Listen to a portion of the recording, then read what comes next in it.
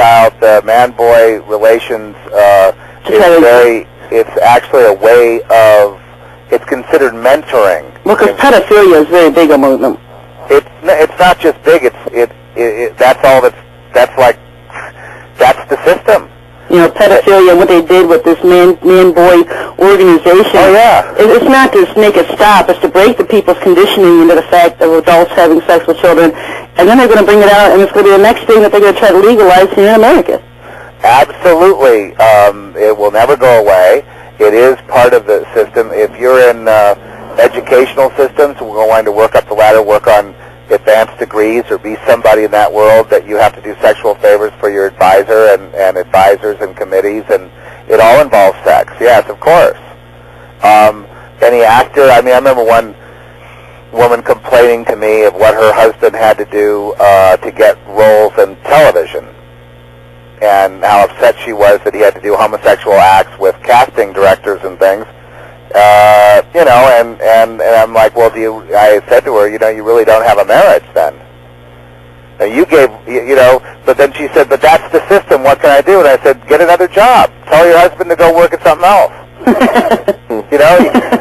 Gee, I'm really sorry he has to have his knee pads out every week. It's like, well, if you don't want him, I know that she just can't see him as a man now. Well, how widespread is that, Seth? 100%. Well, we know that pedophilia reaches to all. Oh, in Hollywood, it's 100%.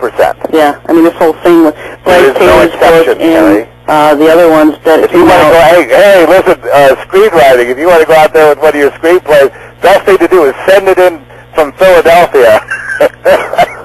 You know what I mean? Send it in and work and deal with him at a distance. Yeah, I'm going to deal with him from a phone. That's what I'm... Yeah, call him on the phone, send him the... Look, I love, movies and creativity, and when I wrote scripts, I like doing that, and I enjoy plays, but you have to understand, all of the ones who have been lifted up in our society for years, all those people are on that other side, Harry.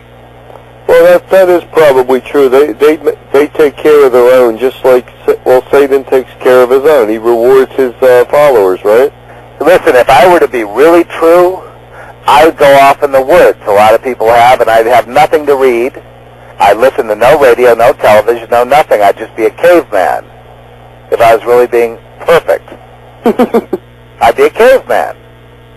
See, I have this little delusion in my head that when I'm watching a movie, I'm looking at the actors there, and everything looks all normal. I'm thinking, maybe there's a couple lambs up there on the screen. Maybe one of the people that wrote this wasn't all that bad. Maybe it's not as bad as I thought. Maybe there's a little light at the end of the tunnel. I'm thinking that.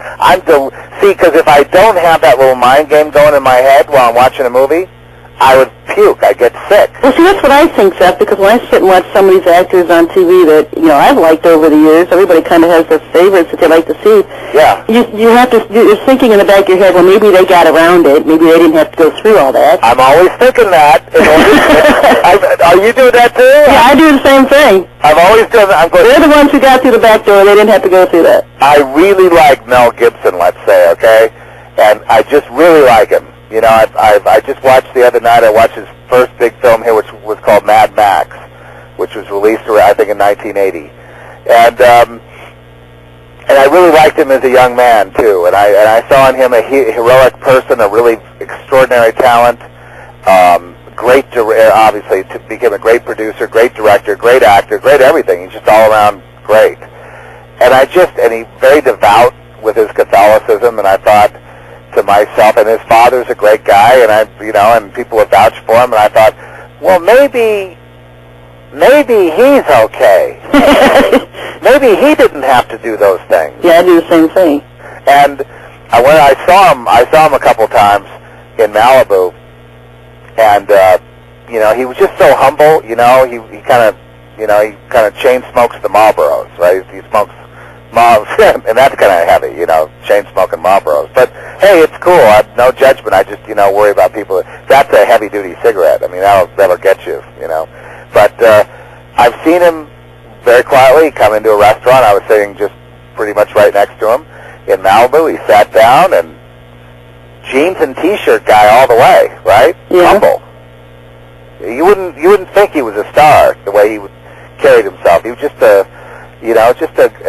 he was a good guy even in that. You wouldn't think anything. He didn't boast or anything else. He sat down. He waited for the waitress to come over. He ordered what he ordered. That was it. So I thought, wow, it's a good world. It's good and bad, the wheat and the tares, right? So do you think he actually did get around it? Please don't ask me that. I want to stay in my delusion about Malibu. I know, because, well, that's the problem, is we don't want to hear the truth of it. I want to fantasize. Yeah, well, you've told me about Malibu, and two of my all-time favorites live in Malibu, and you know. Malibu will break your heart, Sheriff. We went out there today, and Harry, I'd love to take you out there, too, because that's the land of a lot of people out there come out to Malibu to see if maybe they can pass a script off to an actor, because all the actors live in Malibu, right? Yeah. So if you want to get a script made, you want to get it into like an actor's mailbox and have him read it and go, Harry, that's a great project. I can't wait. I'm going to give it to my agent right now, and we're going to get this thing set up. And so a lot of writers come out to Malibu, believe it or not, and they end up doing house sitting or teaching English in college. You know, they come out getting odd jobs, but really they want to write screenplays. They come from all over the country to Malibu and Santa Monica and to the coastal cities, hoping they could get their script read. And most of these people are extremely talented, don't have much to show for it. And then I've seen the ones where their script gets picked up and they get a deal and they're just like off the farm one day, the next day. I see them get corrupted. I see them get tempted. And yes, when they corrupt themselves, of course, they're dangled in front of them is, you know, they can have a house in Malibu on the cliff, and they can have a Mercedes, and they can have all this stuff, and they do it. Sure, they another one bites the dust every 2 seconds. If they don't get you from the carrot, they'll get you then from the stick. You'll wind up being a splat on PCH, Pacific Coast Highway. Isn't one of the other things they dangle over a lot of the stars is that you'll see a lot of them that are members of that Church of Science out there, and it seems to be some kind of correlation between being a member of the Church of Science and all of a sudden reviving your stardom and getting new acting roles. Well, Ron Hubbard, L.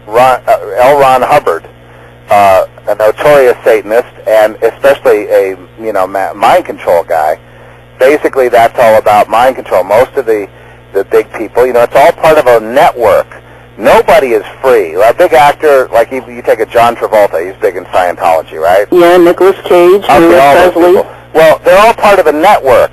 They're not themselves individually. Everybody owes everybody. They can't make a move, unless the move is made for them. They're just like one big hive, and they can't get out. If they were to get out at that level, knowing what they know, they'd probably wind up overdosing. They wind up as a tragic accident. How many times we see the plane going down, right? Yeah, well, one of the things that had surprised me is because, like you said, and we admit we want our delusions about certain people. I have to keep that delusion going, or I couldn't watch television. Yeah, so I was reading about Bryce Taylor's experiences as from being abused by celebrities and politicians as a child, and she talks about her experiences with her and her daughter, who was about 11, 12 years old at the time, with Sylvester Stallone. Yeah, I know that's hard to read, and most people don't believe Bryce Taylor. They've never come out against her book. She's been threatened behind the scenes. Her daughter, Kelly, is in an institution in a catatonic state being managed by the state. She's a ward of the state. Because she knows too much. They're afraid she'll talk about all of these affairs as a child she had with celebrities and politicians. Who is she exactly, Sherry? Well, Bryce Taylor was a woman that had gone to the CIA's MK Ultra program, where they take women and men. You'll hear most about the women aspect, and they mind control them, and they use them as sex slaves for politicians and celebrities. And they also use Henry Kissinger. What a nice world we live in. Oh yes. Henry Kissinger used her as a personal computer also, because she had she was trained. They did something to her brain so she could go into a room and hear 5 different conversations, and she could remember every single conversation with perfect clarity, word for word.